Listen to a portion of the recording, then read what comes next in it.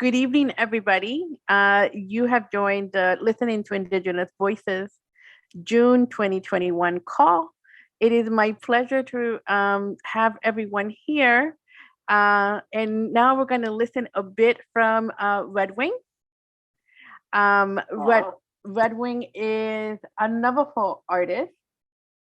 And he was telling me before we started recording how he is someone that is bilingual and can still speak his Navajo language. And if Redwing, can you please introduce yourself for our audience? Yeah. Tell us a bit about yourself, Redwing. Go ahead. Myself. Okay. I was born in 1960. 1960 was a time when there was a lot of additional people here. Now it's 2021. All of them have gone. All of them left without really teaching. Nobody. It wasn't. Their knowledge wasn't that interesting back then. I was a sheep herder. Just a plain old sheep herder with my uncle. And we raised these sheep. And that's how it went. I mean, every day we'd get up, even on the weekend, school out, weekend, we're out there looking for sheep. So I would say, not knowing that I was going to inherit all this stuff, all these things on my shoulder now. Everybody left it for someone. At the time, there's like a dozen of us, but I'm the one that inherited the whole thing. I have 8 miles, 10 miles square of reservation land. I was told I can't dig on it, I can't mine it, I can't sell it, nothing. Just look at it. I heard sheep on it. That's the way it is. That's the real deal with the government, United States government. Yeah. And that is still standing right now. That is still the agreement? Yeah. Wow. Yeah. So is the land that you have, is it just you, or is your family also on the land? We're on the land. We're on a portion of it. Okay. And the land has some water. Okay. When hunting season, right? Hunting season, they're scared of deers over on this side, the desert side. We're on the desert. And the elk, the deer, they eat our salt. They drink our water. They feel like they're a paradise away from hunters. So, but I don't hunt them. I just look at them. I look at them like, wow, that's a good elk. That's a good size elk. You hear about prize kills and all that. Here, they're over here. 14, 16 pointers. I think, wow, that's a big elk. But I have a gun here, but I don't hunt it. I don't hunt it because I don't know, they're kind of like individual themselves. So I respect that. Wow. So you're taking care of of the environment around you. Yeah. I don't want to scare everybody away. I go and take half a block of salt up there. Well, there's a certain place that I climb up a rock on the top. That's where they stay. That's where I leave that salt. They can enjoy the salt. Yeah. I was going to ask you a bit about your art. You were telling me earlier that you didn't think that you were ever going to become an artist. Oh, yeah. Well, for a long time, let me tell you something. Both of my grandmothers, my paternal grandmothers, they made money. You know, all the wool that we got out of our sheep, they spin it and dye it and then sell it. Beautiful. Like I got just only a couple of them in there. I saved a couple of them. One of them was a gift. Two of them was a gift, yeah. My paternal grandmother, my maternal grandmother. So that's a result of my family.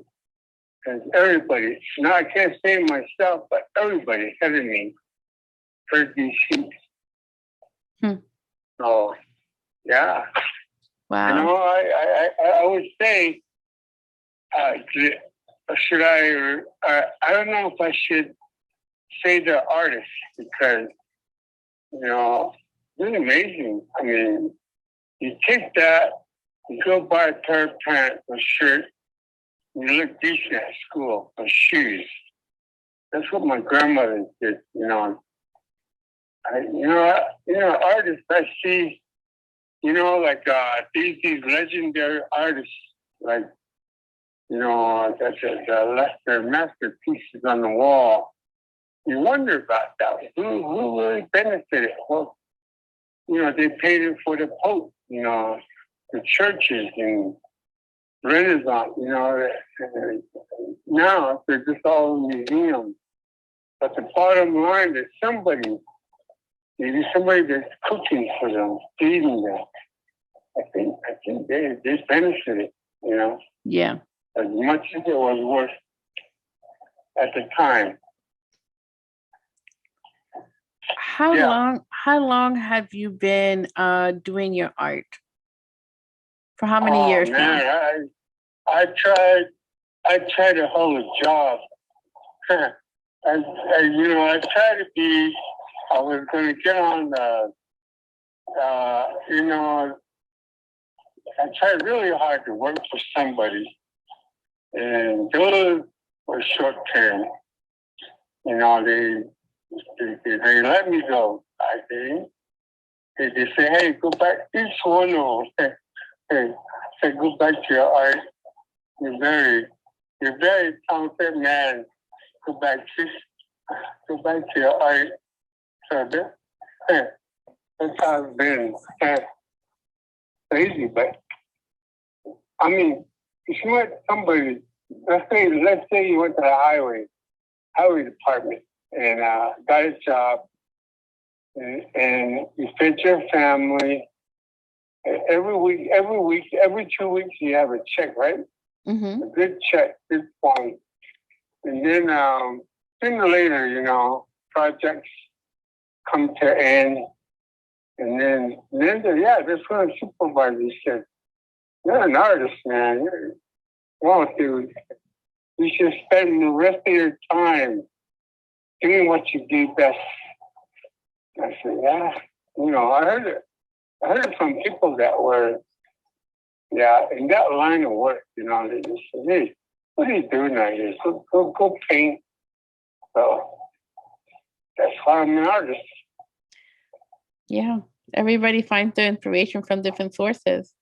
In the story, in the story that Kathy sent us about you, it said that you also created a mural for the 2012 State of Arizona Centennial. Yeah. Well, the City of Flagstaff, I went to a meeting, and they wanted something that will greet people. They wanted something that will welcome people. So that Centennial Wall is what it represents. The welcome. Come to Flagstaff. Enjoy yourself, you know. Yeah. Everything is there in flag, everything. Flagstaff has it all. It's one of the best border towns we have, I think. That is fantastic. It says that the mural is located in the visitor center of Flagstaff, right? Yeah. No, when you get off the train, you'll see it. Train station. Okay. The Flagstaff train station, yeah, downtown. Look at that wall. Welcome everybody. That is wonderful. I had a Yeah. particular question about you'd mentioning about the struggle that you have. Well, not really the struggle, because you said you were bilingual, but you said you have been able to retain your language. What is it like for people of other generations? What are you seeing in your community right now? Well, other generations have gone modernized. They're all following their I don't know what that is, ambition or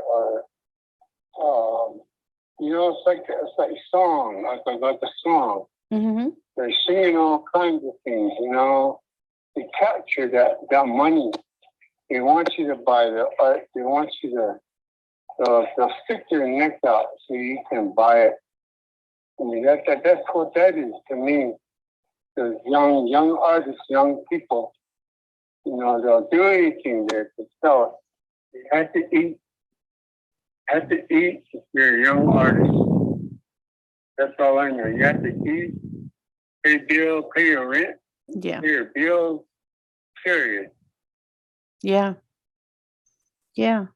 As we have been learning about different indigenous communities and in this team, what is one thing that you want people to know about your community, about the Navajo community right now? Okay, yeah. All right.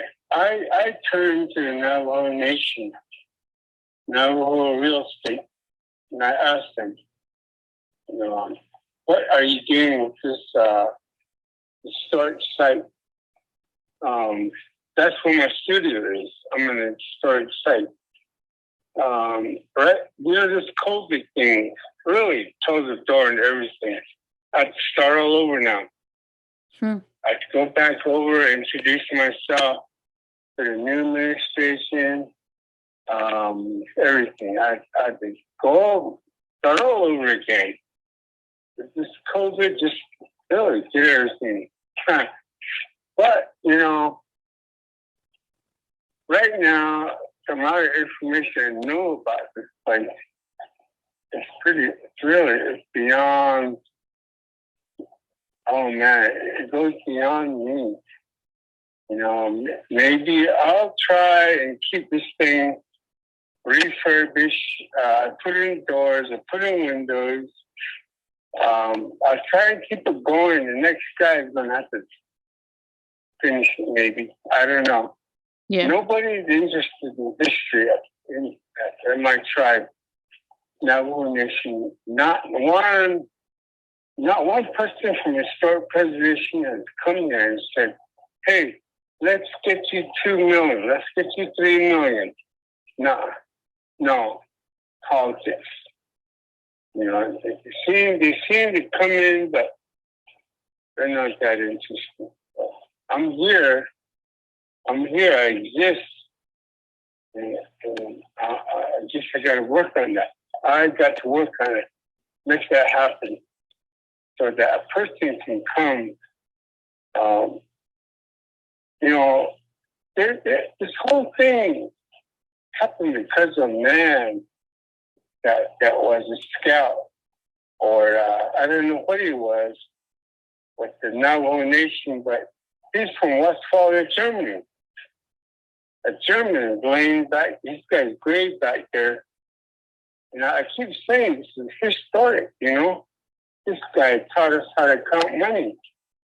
He came out with a token, a Theophylline token, and the token got people to realize, this may be a feature.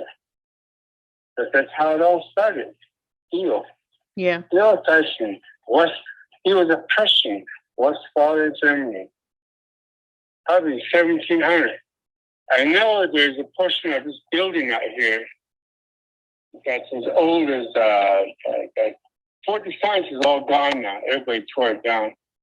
Now you have Wingate buildings. I always think about it. What I have out here. Yeah, it goes on and on. You see, Yeah. Thinking too hard. Yeah. You should come out and look at it. I actually want to. I think I really do want to. Let me ask some people to see if they have questions. If anyone has questions, could you please write them in the chat so that I can read them to Redwing? We're trying to use technology here the best that we can, Redwing. Yeah. While people are thinking of questions, I had a question about your painting, Winter Dance of the Nightway. The Nightway. And I wanted to just find out what inspired you. What inspired you to do that painting? That's a very good question. Let me tell you something. There's only one man that really can do the Nightway. And he's over in Canada. His daughter decided to take him and take care of him. I don't know if he can. He's got a lot of students, but none of them have come out yet. This COVID thing wiped out a lot of people, that valuable people. I tell you, man, it's like losing your best dentist. It's like you're losing your best surgeon. At the healing of the Nightway. People are got hit by coronavirus like crazy now. They pass it on one another. It's really, there was only one person that came here to talk about it. And he's a young student. He doesn't have, it's not Christian. He hasn't had, what do you call that? A proper, I can't give you that word right now. I'll think of it later. Okay. But he came here and we were talking about it. I said, where is this guy, the master, the guy that knows the Nightway? I mean, he's in Canada, his daughter taking care of him. I said, God damn, man. So I don't know if we're going to have a Nightway this winter. There's a bunch of us that like to sing at the channel. So I can answer your question by telling you. Yeah. Because it's on the verge of not. I think it's on the verge of not. If he gets good, if he comes out of it, or I don't know what the situation is, but it's very valid. He has to come back to help us, and we can all do the Nightway. Yeah. Other than that, the Nightway, I heard about it. Young people out there, educated people, they talk about the Nightway like, in their living room. No, it's out here. It's out here where there's, peace, harmony, family in need of it. That's what that Nightway is for. Help someone, like, families in need, people, all of that. It's like a dignity thing. But he has to get well. He has to come back out of here. Come back out and, I don't know, man. This COVID's not good. Not good at all. Yes. Yes, COVID has definitely hurt so many communities across this country. Yes, definitely can understand that. Yeah, exactly. Okay, so here's one question we have from Callum, one of the attendees. He said, you stated that you cannot dig on your land or sell it, etc. How do those constraints by the U.S. government hinder your nation's ability to tend to the environment and maintain travel sovereignty? Well, I can answer that by, I went out one time. Okay. I went out to cut some wood, right? Some old wood. I was thinking about old wood because I don't know, cut everything green and clean. I went to an area I once knew when I was a kid. A lot of trees there. I went out there and there was nothing but these stumps. They're all cut by chainsaws. And I was just like freaking out. Oh my God, that's gone, and that's gone. You hear about Navajo forestry, Navajo regulation. No, man, I think people are just cutting it down to make a living. You gotta eat, you gotta, $200 a load in a good truckload of wood. That's what it is. And nobody's gonna stop these people. Next push, maybe next month they'll start cutting again. Family, they want to get a nice chainsaw. They'll go out probably the same place I went. They'll cut some more down. It's like that. If it was real regulatory, there's certain areas of things where it is, kept from being cut. Yeah. But people are cutting, I'll tell you that, And by the time that information gets to the chapter house, of 87 chapters, right? Chapter house, that's where you go. It's just concern you're talking about. And then from there, it goes through a vote. The bureau gets holder. But by the time it gets back here, that's like what? A year, a whole winter goes by. So this person that asked that question,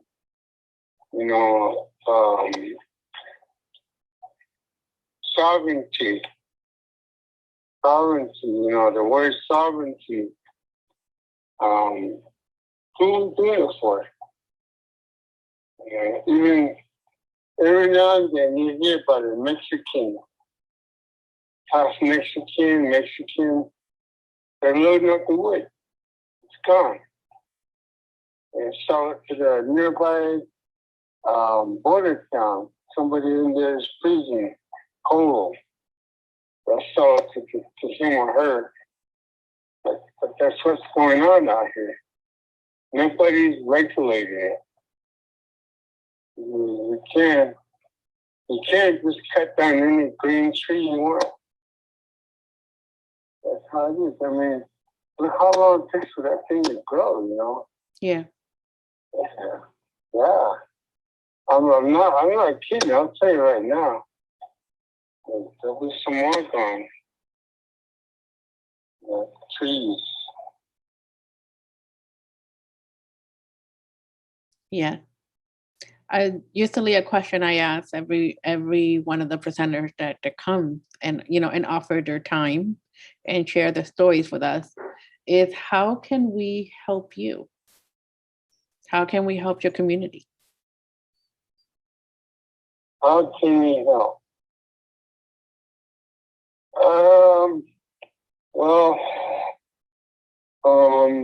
There's probably different issues, different cases that you want to help. I would